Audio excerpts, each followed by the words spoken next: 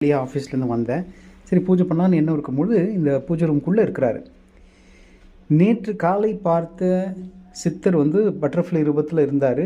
அவர் வீட்டிலே தான் இருக்காருங்கிறது இப்போ தான் உணர்ந்தோம். எங்கேயும் போகலப்பா, இங்கே தான்ப்பா இருக்கேன் அப்படின்னு சொல்லியிருக்கிறாரு.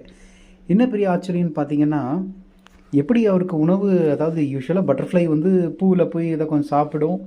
இவர் எப்படி இந்த ரூபத்தில் உணவு இல்லாமல் அப்படியே அங்கேயே இருக்கிறார் பாருங்கள். இதில் எனக்கு ரொம்ப ஆச்சரியமாக இருக்குது. இது வந்து எப்படி எனக்கு இதை எப்படி சொல்கிறதுனே தெரியல. எனக்கு உடம்பு ஃபுல்லாகவே ஒரு மாதிரி ஒரு புல்லரிப்பான ஒரு நிகழ்வு, ஒரு உணர்வு பூர்வமாக இருக்குது. எனக்கும் என் மனைவிக்கும் கண்கள் கண்ணீராகவே வந்து கொண்டிருக்கிறது, ஆனந்த கண்ணீராகவே இருக்கிறது. இந்த அருள் உங்கள் அனைவருக்கும். இது ஏதோ ஒருத்தருடைய வீட்டுக்காக வந்துட்டு போனார் அப்படின்னு நினைக்காதீங்க.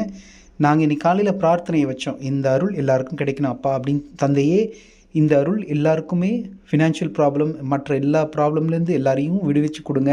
இப்போ கூட கேட்டுட்ருக்கார் பாருங்கள். சொன்ன மாத்திரத்திலேயே அவர் எங்கேயுமே போல